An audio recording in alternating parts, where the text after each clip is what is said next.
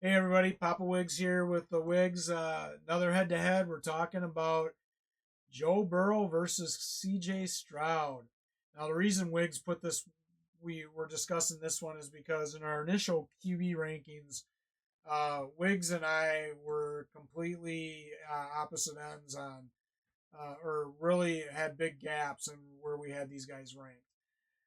And listen, my ranking of Joe Burrow had nothing to do with Joe Burrow himself, because I do think Joe Burrow's he's a franchise quarterback. But there's a couple reasons. One, Burrow's coming off an injury, so we're not sure where he's at with that. I've read different things on that. Little concerned about that, but I think he's coming back. Not quite sure what the deal is with his hairstyle now. I don't know if you guys have seen it, but he completely bleached his hair blonde, and he cut it all short.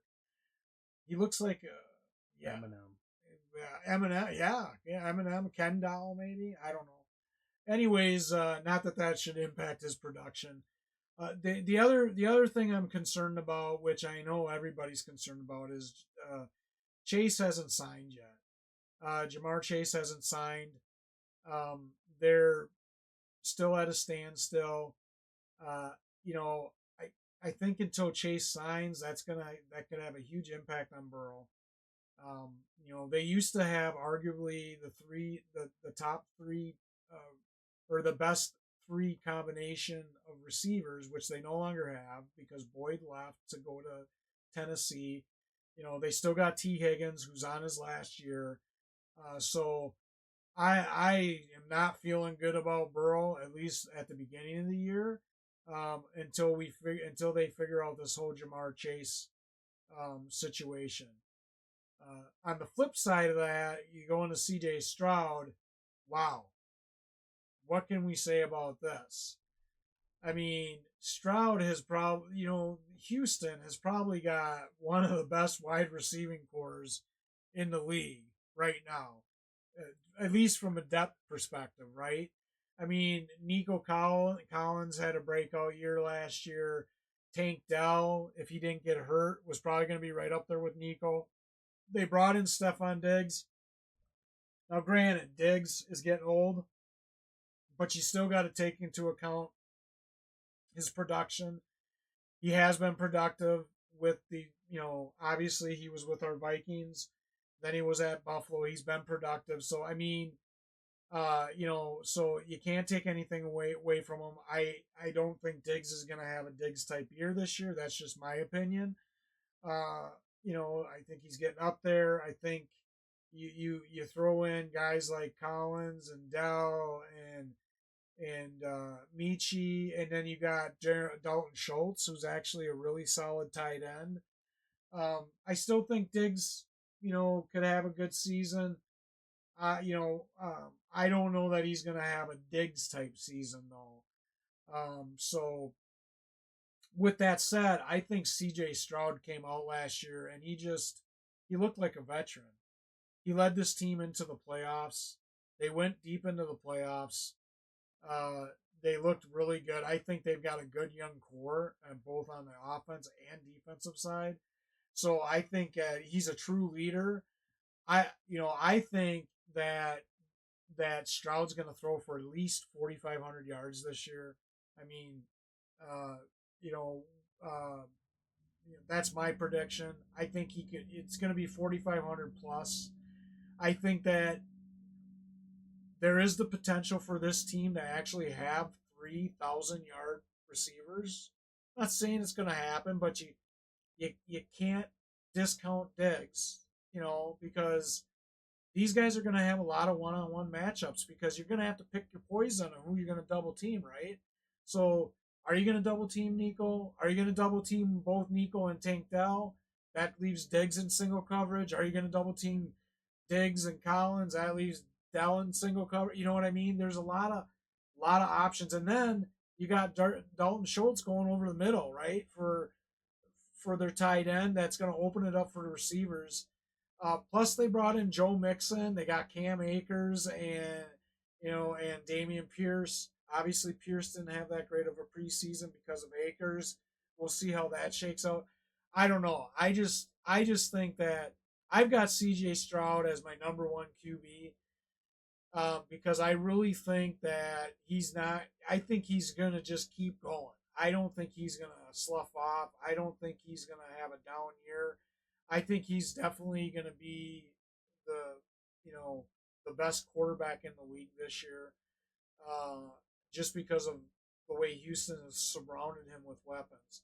Now, with that said, going back to Burrow, I think Burrow's production is really going to depend on when Chase comes back. I mean, wouldn't you agree, Wiggs? I mean, you lose a guy like Chase, that's gonna take a lot out of you, especially when you didn't replace your third your third wide receiver, who was arguably could be a number one receiver on a lot of other teams, and so you don't have that. You got rid of you know Joe Mixon. Yeah, you brought in Zach Moss. I Burrow's coming off of an injury. There's just a lot of question marks around this offense this year going into the season. Even if Chase signs now, like we were talking before, Wiggs, um, it's going to take Chase a few games to even get back into game shape, because he hasn't been practicing. Listen, I I agree with Wiggs on here, and I don't want to. I try not to be too negative, but these players sometimes got to swallow their pride. I've read about Chase. He's holding out because he wants to get paid more than Justin Jefferson.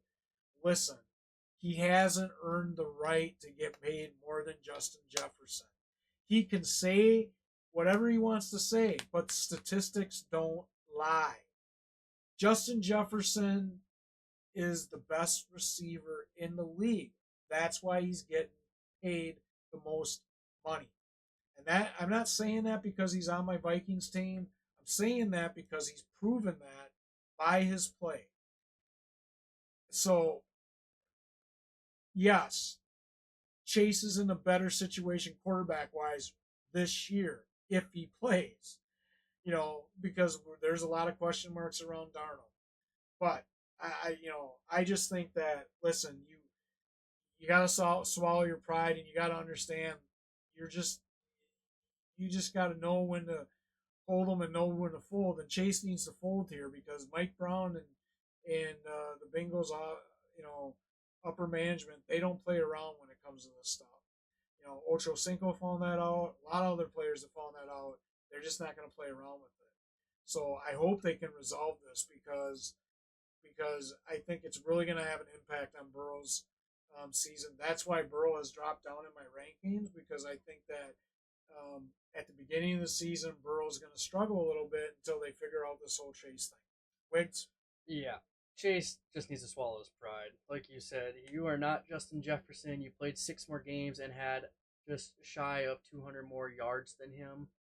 Get a grip. And you only had like 2 more touchdowns, or not even as many. I don't even remember. It's kind of pathetic, and you haven't averaged as much as Jefferson has in his first 4 years. You're still on your rookie contract with, what, 2 years yet to play if they pick up a fifth year option, which because he came in the year after Jefferson, yeah, and so he's they're only gonna pick up a fifth year on Chase.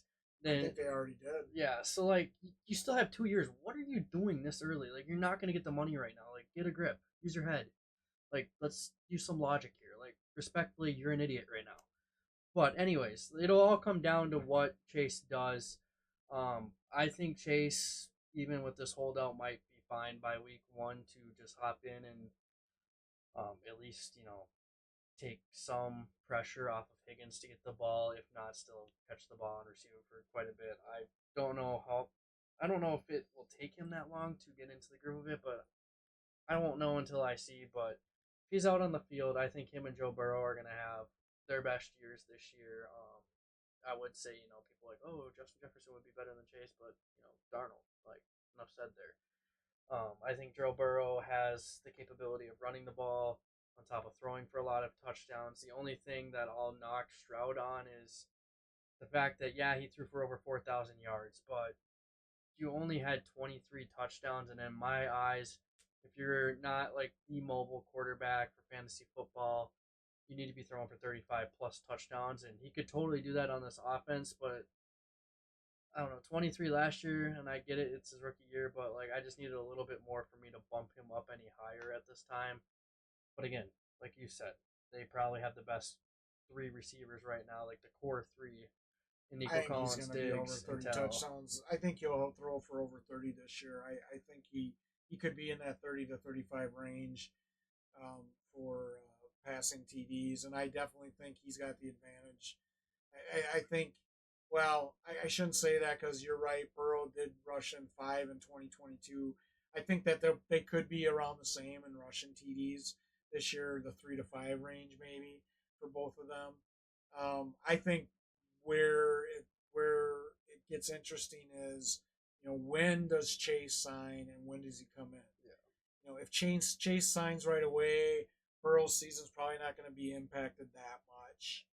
If Chase decides to hold out and he's not in there right away, I think it could have a significant impact on Burrow's play, depending on how long he's out. In regards to from a fantasy perspective, Yeah. Nothing against Burrow. I just think you got to have guys to throw to. Well, yeah, and I'm not trying to like knock Stroud here either, but like I do agree with you. He's I don't know if I'd say number one quarterback this year, but he's going to be in the top three range. In a fantasy perspective, though, I see him maybe like top six, but that's just due to the fact that you are, you know, an actual quarterback that's not running the ball like Jalen Hurts or Lamar Jackson. You're throwing the ball, and you're going to need to have those 35 plus touchdowns to put like to cement yourself at the one spot in fantasy football.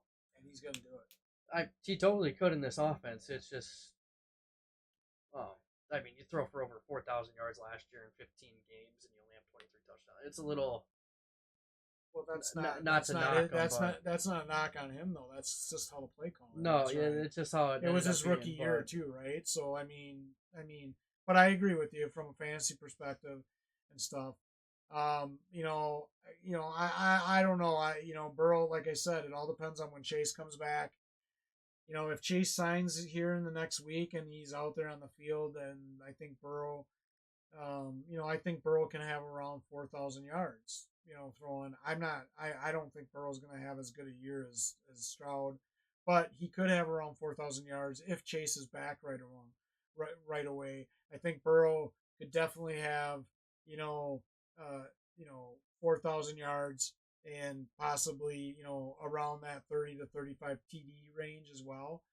Um, if Chase decides to hold out though, and he holds out and he misses any significant time this year, I think that's going to have a huge impact on Burrow's fantasy value. So to me, I think it's wait and see. These guys are. I think we both agree they're both starters. They're definitely high QB1s in fantasy. But with that said, you got to monitor the whole Chase situation. And unfortunately, a lot of people's fantasy drafts are coming up this weekend, and I don't know that we're gonna know what the outcome of the whole Chase thing is. So you got to keep that in mind as well. You got to weigh that when you're looking at your draft and when you're drafting a quarterback and how high you're drafting Burrow as well, because that could play a factor. Because who knows, Chase might hold out all year. I mean, and if he does that, that's going to be a huge hit to the Bengals. And even though people might say Chase has got leverage, Chase really doesn't have leverage right now. He only played 3 years. He's still got 2 years left on his rookie contract. He hasn't proven he deserves top wide receiver pay yet. Is he definitely one of those guys that should get it? Yeah. He should at some point because he is a really good receiver. Should he be paid as the highest receiver in the league? No, he shouldn't. He shouldn't be paid as the highest receiver in the league. I'm sorry. And he's going to find out. It's going to be tough to get that from Mike Brown and company. And if he ends up sitting at all, like even half the year this year, he's going to make himself look like a clown, and no one's going to want to deal shop when the Bengals let him go. So yeah, he's gonna. Yeah, hopefully they can figure it out. I just hope he can swallow his pride and realize that he hasn't shown the same explosiveness and talent as Justin Jefferson has. That's why Jefferson was paid the top money. And listen, I know there's a really big competitive thing between those two because they both were at LSU. But if you look at it from an impact, a statistical standpoint, he's just not there yet. So hopefully he comes back and we don't have to worry about Burrow being impacted. But stay tuned and keep an eye on that as you're getting in your fantasy draft, and keep that in the back of your head. When Chase is, when and if Chase signs. So with that, do you have anything else to add, Wiggs? Nope. All right. Well, again, make sure you check us out on YouTube at Fantasy Fools PPR. We're also out on Snap, X, TikTok, Instagram. Subscribe, like, share, give us feedback, ask us any questions if you have. We look forward to hearing from all you guys. Just want to give you another option. And with that, we'll see you next time.